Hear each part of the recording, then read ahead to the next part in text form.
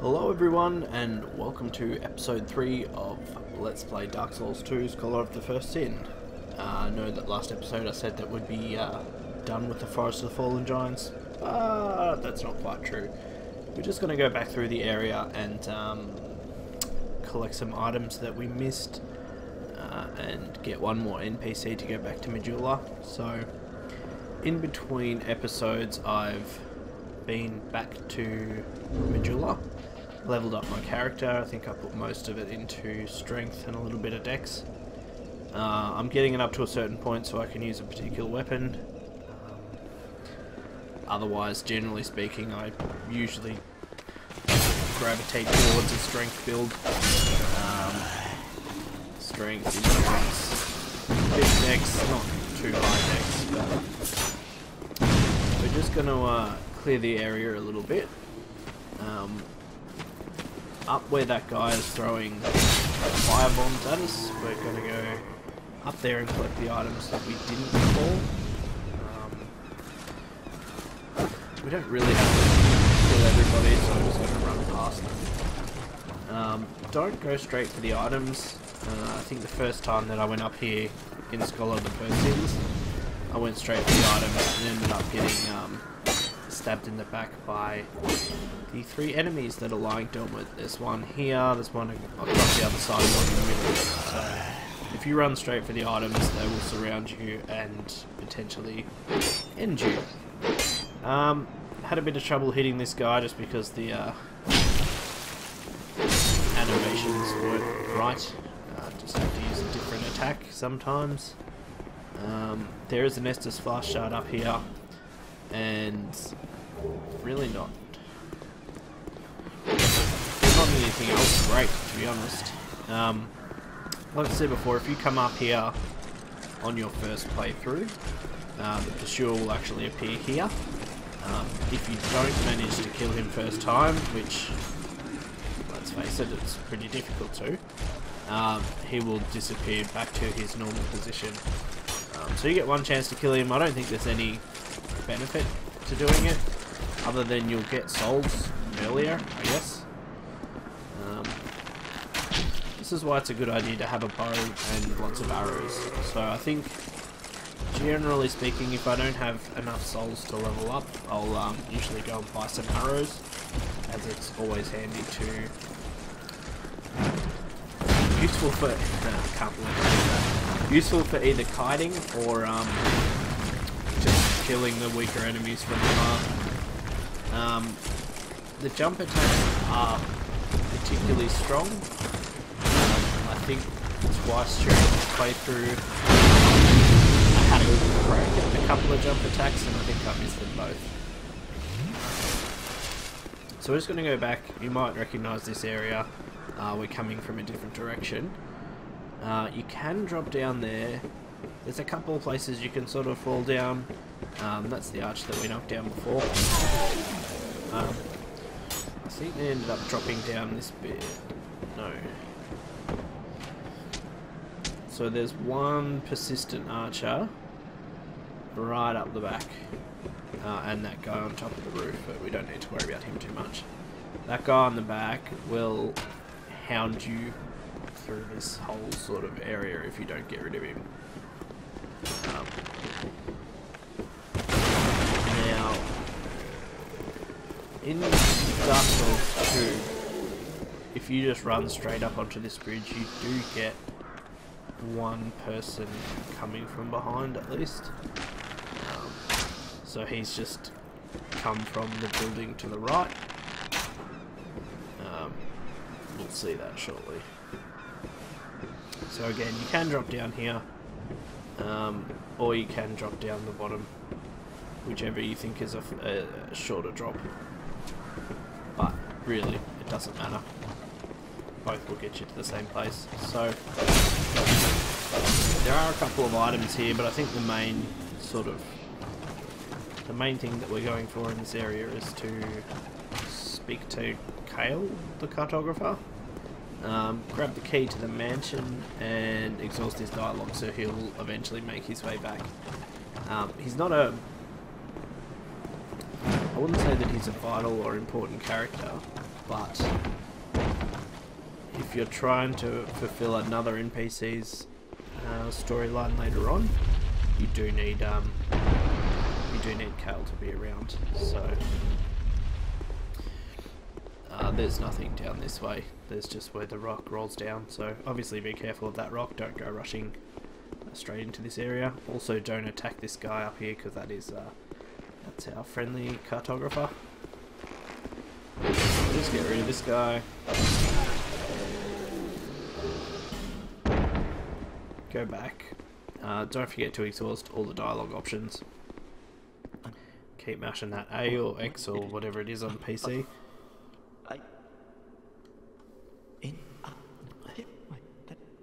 And with all the other guys, just make sure he's repeating himself and then move on. So we're going to go back down to the bonfire now. Oh no, there's one more item to collect, I think. Another disappointing item to collect.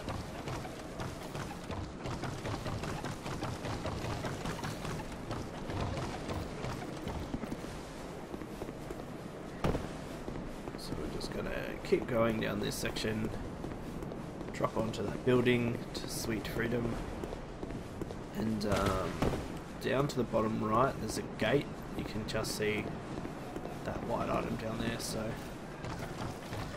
couldn't actually remember how to get there, so I went down here. This was obviously wrong. You can't actually get anywhere from there, so if you really want that item, we're going to go back into the house that we initially dropped down onto and sort of just go inside it a little bit. Be a bit careful because there's another botched jump attack.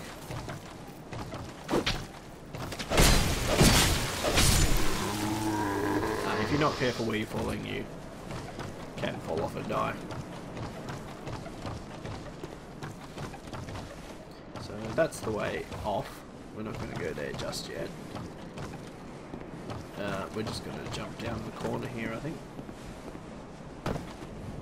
It's a little bit stupid as I hadn't looked at the ground first, but it's alright, it's all good. I survived. So now we're done for this section. There's one more area, I think. One more item that we get before we move on. If we go right up this branch and fall down to the left hand side, or the right hand side, in that gap.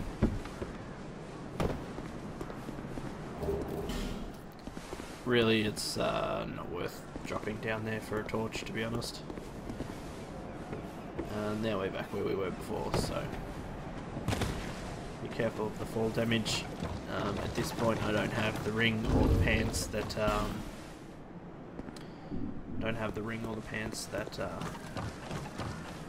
lessen the fall damage. So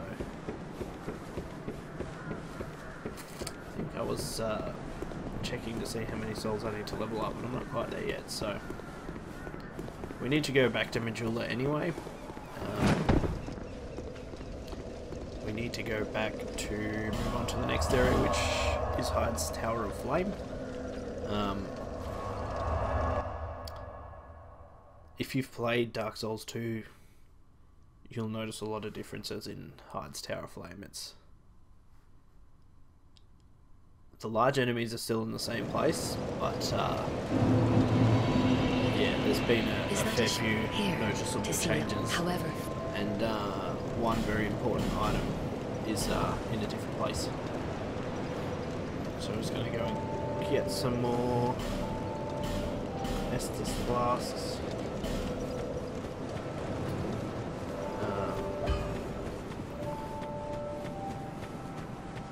That's it. Move on. If you go up to the path on the right, is the Champions Covenant. If it's your first time playing, I'd recommend not joining the Champions Covenant. I accidentally did. It I think it disables all invasions, but also disables all co-op help, and also makes the game more difficult. So if this game's not hard enough for you, you can join them and increase the difficulty. Otherwise, yeah, I'd recommend not joining them. Probably, well, the Covenant that I join and stick with for 90% of the game is the, what are they called? The Sun one. I can't remember. It's been too long.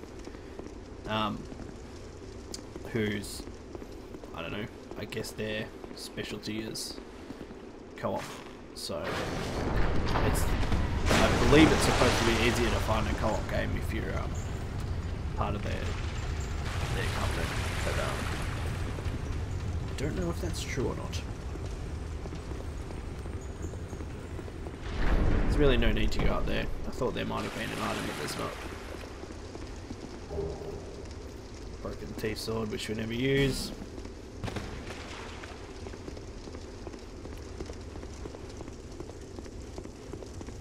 Okay, so pretty much as soon as you walk out, you'll notice a change. On the left-hand side here is the first Hide Knight, and the depressed-looking knight that used to be under the giant tree as you first went up the ladder.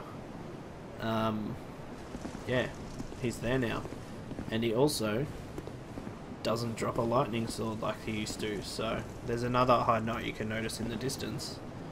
None of them, well, I won't say none because I haven't killed them all yet, but the couple that I did attack and kill didn't drop any good weapons like they used to. Story-wise, it makes sense for the Hide Knights to be in Heides Tower of Flame.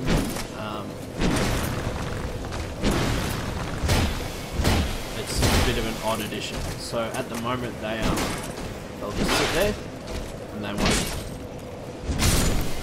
move, they won't attack, they won't acknowledge you at the moment. Once you kill the boss in this area, they are no longer just standing there. They're all moving around and aggressive. So, this guy used to disappear completely after you'd killed him. It's no longer the case. So he's now a permanent... Oh, I did really well. He's now a permanent enemy. He's now also doesn't drop the sublime bone dust. He drops that useless thing. So, sublime bone dust is a little bit further on now. So, you'll notice after I killed this enemy, there's a lever that will appear right behind where he was standing. Now there's, yeah, you got to be careful of falling off yourself as well. So now that he's dead, this lever will appear, and if you watch carefully straight ahead in that circular room, you'll notice when we pull the lever up, there's like another layer lifts up from the bottom. So that's actually where the boss fight is. And every lever you pull adds another layer. So there's 3 levers, 2 are easily accessible, 1 has been made a lot more difficult to get to. So if you want a really cheap, easy way to kill the Dragonrider, I think that's what he's called, you can sit here and peg him with arrows. So with the beginner bow and, you know, with not that much dex, I think it takes, I would take with me 100 to 150. He will eventually turn to face you, and then when he puts his shield up, that's how you know that you cannot do any more damage to him. And basically, as soon as you go in there, he'll be a one-hit kill. So that's the cheap, easy way to kill this boss. Now, shooting that enemy was the dumb thing. I don't survive this encounter, and it's got nothing to do with me making that initial mistake. It's me being stupid. So. In that room ahead, there's 3. There's a guy with a double-handed sword, and there's 2 sword and shield guys.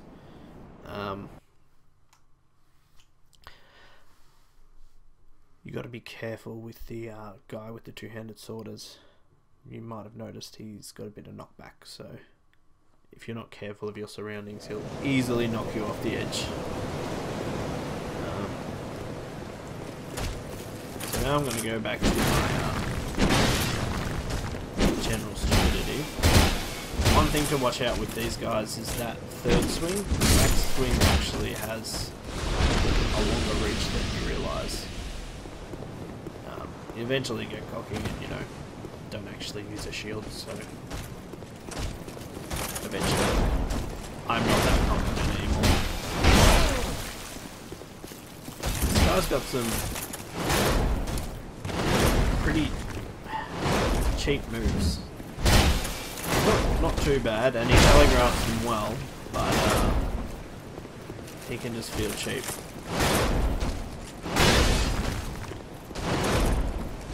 Mainly, I'm just annoyed that I keep forgetting about that third strike and that's it. So the sword and shield is, I reckon, the easier one of the three in this area.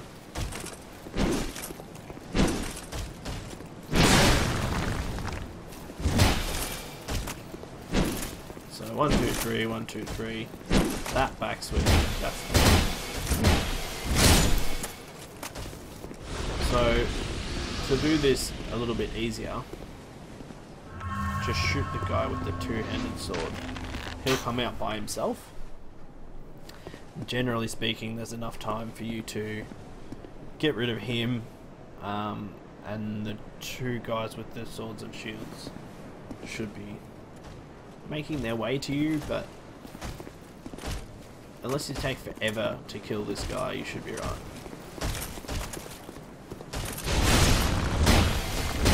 And if he keeps doing large strikes, it's pretty easy. So you could run forward into that room and try and fight them both in there. That's potentially the smarter way to do it. I've never done it that way. I usually draw them back into the area to the right where the first mace wielding enemy was. I used to try and separate them. That's a little bit difficult, so probably a good thing to try is to get their swings in sync. If they're both swinging at the same time, that means that they're both open at the same time, so you can dispatch one relatively easily. So just try not to get in a position where they can surround you, and you can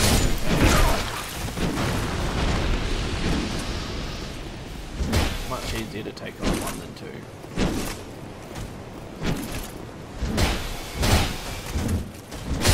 That was a good miss. So I don't know if you noticed when you kill the two-handed sword enemy, another lever popped up from the ground, so you see it to the right. Now this is a massive change. See that dragon on the left? That red dragon sleeping there? He never used to be there. And there's some, from memory, I think there's some aggressive hard knights to the left. That used to be where you get the ring of binding from, which is the ring that limits your HP loss. Probably the most useful ring in the game for me personally. It's moved, thankfully, but I haven't ventured that way yet. And I don't think I will for a little while. I think my character's not strong enough, / I'm not good enough. So that chest on the right is now where the ring of binding is, and once you kill the boss, it's easier to get.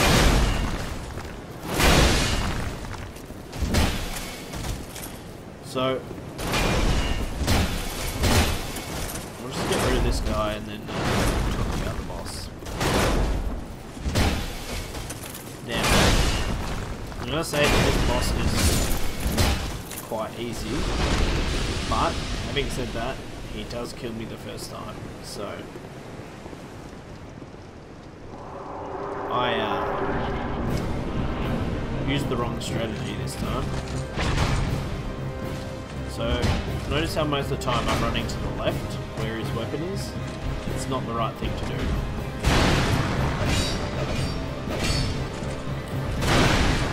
I think we get down to halfway or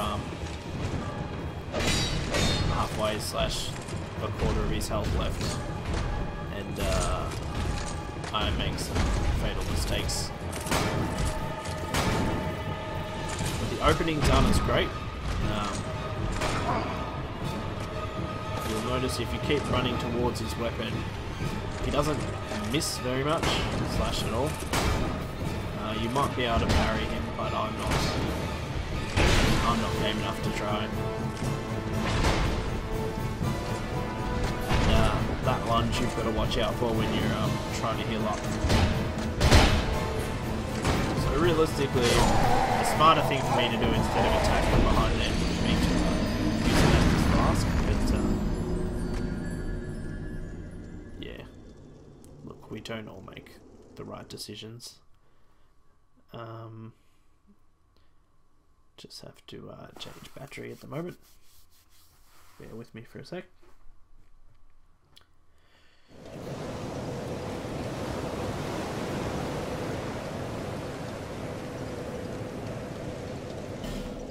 Cool. So I'm using the Nyko Mini hub charger. Plugs into the side USB port of the Xbox. Really neat little product, but I found the battery life wasn't. I don't think the battery life is very good. I've contacted them and they don't sell a different battery for it, so I just have to put up with it. But sometimes it's better to just run to the boss fight. You don't have to kill everyone all the time. You'll eventually end up with more souls, obviously, if you kill everyone every run through. But I find the more I die, the less patience I have, the more mistakes I make. So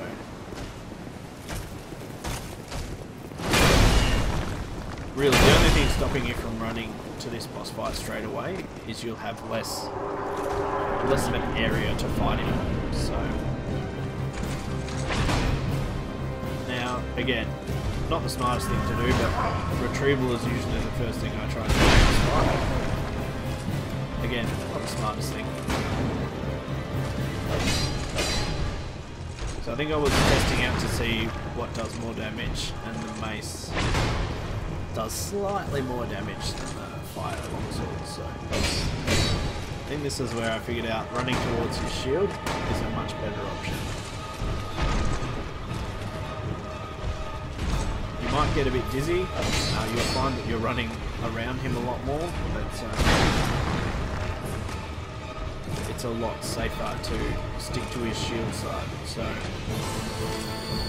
most bosses will have a direction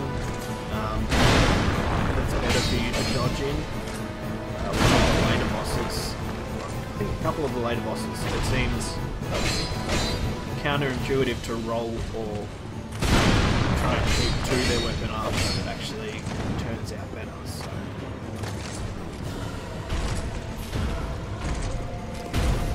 make relatively quick work of it. Now, that was stupid. The boss soul that you get from this fight is arguably one of the most useful, I think. You get instead of just having one option of, oh, you can turn this soul into this particular item, you can turn it into a couple of different ones. So I'll probably go with the Dragon Great Shield. It's probably the Great Shield I use the most. So if you just notice, the Heides Knight just got up and started walking around.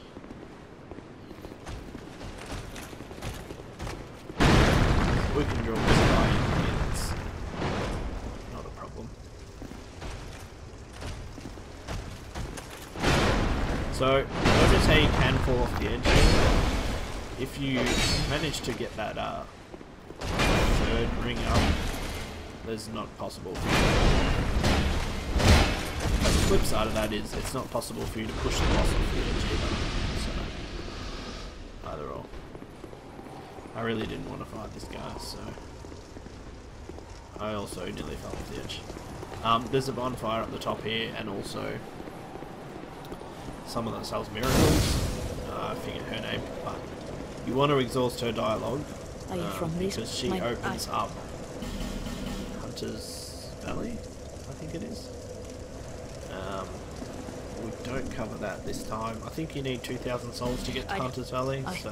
Why do... She doesn't talk much, but you do need to talk to her to get her to move on. I expected, without any goings on, to a place like... Sorry. No need for the gods. Anyway, light that bonfire before you try something stupid like I'm about to. Just means that when I die now, I spawn at that bonfire instead of this one.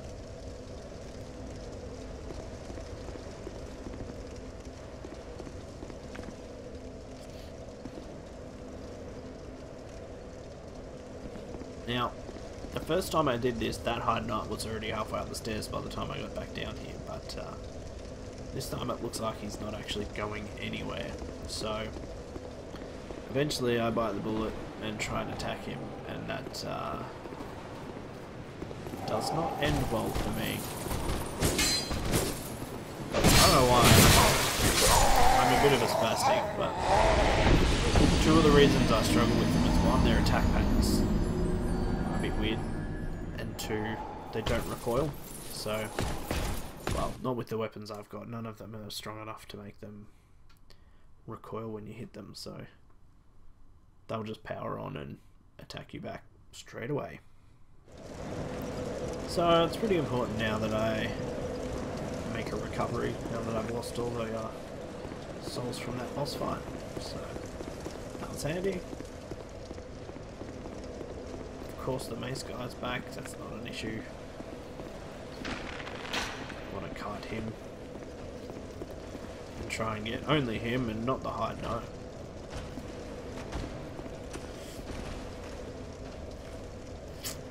I tend to play very cautiously when I've got, you know, what are we probably looking at?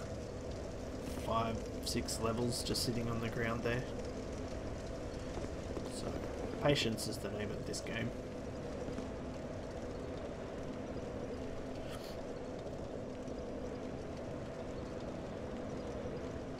Wait for that Heides Knight to go back up the stairs.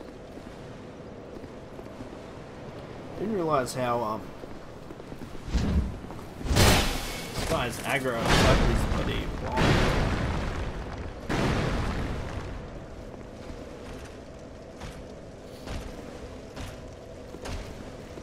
So I'll get rid of him.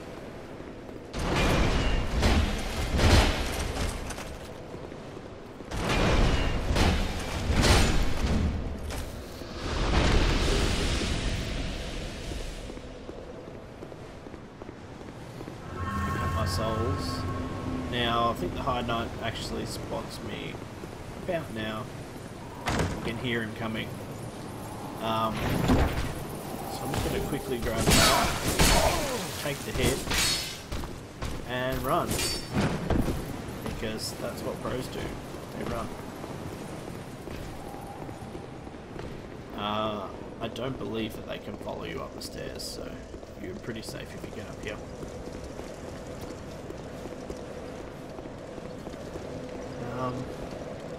That's about it for this episode, so join me next time when I'm going to head down to No Man's Wharf, which is straight ahead. Once we finish that, we'll either do Lost Bastille or Hunter's Valley, whatever it's called. Cool, thank you for watching and tune in next time.